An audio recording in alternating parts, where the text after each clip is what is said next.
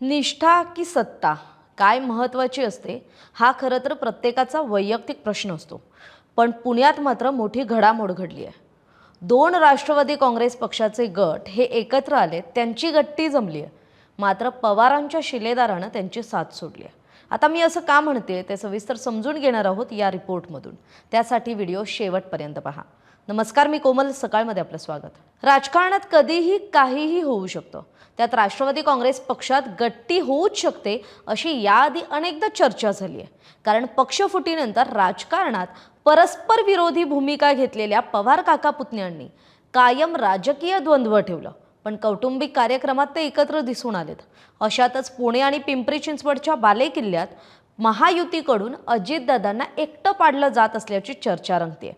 आणि हे होत असताना दोन्ही पवारांनी पुन्हा एकदा एकमेकांना टाळी दिली आहे. आणि पुणे महापालिकेवरील आपलं वर्चस्व कायम ठेवण्यासाठी शरद पवार आणि अजित पवार या काका पुतण्यांनी आता राजकारणात पुन्हा एकत्र येण्याचा निर्णय घेतलाय. पण त्यांच्या या निर्णयानंतर शरद पवारांच्या शिलेदारानं म्हणजेच राष्ट्रवादी काँग्रेस शरदचंद्र पवार पक्षाचे पुणे शहराध्यक्ष असलेल्या प्रशांत जगतापांनी आपल्या पदाचा राजीनामा दिलाय आणि राष्ट्रवादी काँग्रेस पक्षाच्या सदस्यत्वाची सुद्धा सोडचिठ्ठी देण्याचा निर्णय घेतलाय. खरं तर पुणे महापालिकेआधी नगरपालिका निवडणुकीत सुद्धा काही ठिकाणी अजित पवार आणि शरद पवार यांची युती झाली होती किंवा हे दोन्ही पक्ष एकत्र आल्याचं चित्र महाराष्ट्रानं पाहिलं होतं.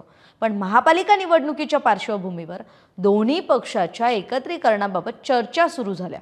या चर्चा सुरू असतानाच राष्ट्रवादी काँग्रेस शरदचंद्र पवार पक्षाचे पुण्याचे शहराध्यक्ष असलेल्या प्रशांत जगतापांनी मात्र दोन्ही राष्ट्रवादी काँग्रेस एकत्र आल्यास आपण राजकारणातून काही काळासाठी थांबू असा निर्वाणीचा इशारा दिला होता आणि राष्ट्रवादी काँग्रेसच्या दोन्ही गटाच्या युतीला तीव्र विरोधही दर्शवला होता.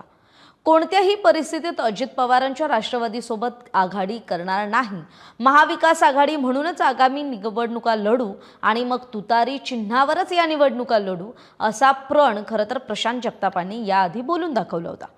पण एकीकडे प्रशांत जगताप दोन्ही राष्ट्रवादी काँग्रेसच्या आघाडीला विरोध करत असताना दुसरीकडे वरिष्ठ पातळीवर नेते मात्र आघाडीच्या चर्चांना मूर्त स्वरूप देताना दिसत होते.